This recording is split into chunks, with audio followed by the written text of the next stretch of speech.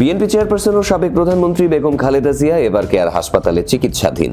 খালেদা জিয়ার অসুস্থতার মধ্যে তার ছেলেও বিএনপির ভারপ্রাপ্ত চেয়ারম্যান তারেক রহমানের দেশে ফেরার গুঞ্জন উঠেছে। যদিও সম্প্রতি এক পোস্টে তারেক রহমান দেশে ফেরার সিদ্ধান্ত তার একক নিয়ন্ত্রণাধীন নয় বলে দাবি করেছেন। এত কিছুর মধ্যে কেউ কেউ বলছেন তারেক রহমানের দেশে না ফেরার অন্যতম কারণ নিরাপত্তাহীনতা। আইন শৃঙ্খলা বাহিনীর সূত্র জানিয়েছে তারেক রহমানের সর্বোচ্চ নিরাপত্তা নিশ্চিত করা হয়েছে। বাংলাদেশে প্রবেশের পর বিমানবন্দর থেকে তিনি স্পেশাল সিকিউরিটি ফোর্সের নিরাপত্তাও পেতে পারেন। এ ব্যাপারে সরকারি সিদ্ধান্ত সময় মতো নেওয়া হবে। বাংলাদেশের রাষ্ট্রপতি ও প্রধানমন্ত্রী বা সমমর্যাদার ব্যক্তিরা এই নিরাপত্তা পেয়ে থাকেন।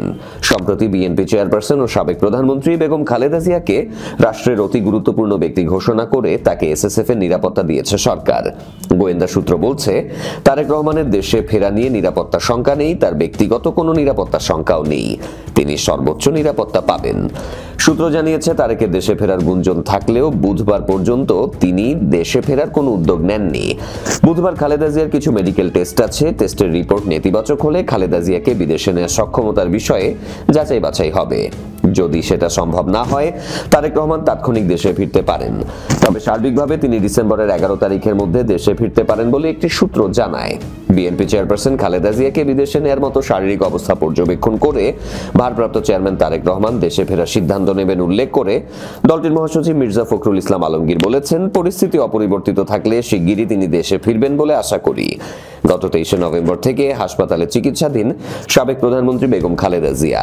এর মধ্যে গত 29 নভেম্বর ফেসবুক পোস্টে তারেক রহমান বলেন, দেশে ফেরার বিষয়ে সিদ্ধান্ত গ্রহণের সুযোগ অবারিত ও একক নিয়ন্ত্রণাধীন নয়। এই বক্তব্যের পর প্রশ্ন ওঠে, কি কারণে দেশে ফিরছেন না বিএনপির ভারপ্রাপ্ত চেয়ারম্যান? রাজনৈতিক প্রতিদ্বন্দ্বী দলগুলোর সমালোচনায় বিএনপি নেতারা আভাস দিচ্ছেন নিরাপত্তা ঝুঁকির কারণে ফিরছেন না তারেক রহমান। যদিও কোথায় কি ঝুঁকি আছে তা স্পষ্ট করেননি কেউ। এদিকে মেয়াদ শেষ হয়ে যাওয়ার পর বাংলাদেশি পাসপোর্ট নেননি লন্ডনে অবস্থানরত তারেক রহমান। দেশে ফিরতে তাকে বাংলাদেশ বা অন্য কোনো দেশের পাসপোর্ট ব্যবহার করতে হবে অথবা নিতে হবে ট্রাভেল পাস। সরকার আগেই জানিয়েছিল তারেক রহমান চাইলে 24 ঘন্টার মধ্যে ট্রাভেল পাস দেয়া হবে। মঙ্গলবার পররাষ্ট্র উপদেষ্টা মোহাম্মদ তৌহিদ হোসেন সাংবাদিকদের প্রশ্নে বলেছেন, বিএনপির ভারপ্রাপ্ত চেয়ারম্যান ট্রাভেল পাস চাননি, তিনি চাইলেই ইস্যু হবে। অন্যদিকে সচিবালয়ের স্বরাষ্ট্র উপদেষ্টা লেফটেন্যান্ট জেনারেল অবসরপ্রাপ্ত মোহাম্মদ জাহাঙ্গীর আলম চৌধুরী সাংবাদিকদের জানান, বাংলাদেশে কারো কোনো নিরাপত্তা শঙ্কা নেই। বিএনপির ভারপ্রাপ্ত চেয়ারম্যান তারেক রহমান নিরাপত্তা ঝুঁকি নিয়ে এক প্রশ্নের জবাবে বলেন, কারো যদি বিশেষ নিরাপত্তার প্রয়োজন হয় সেটি দেওয়ার জন্য মন্ত্রণালয় প্রস্তুত।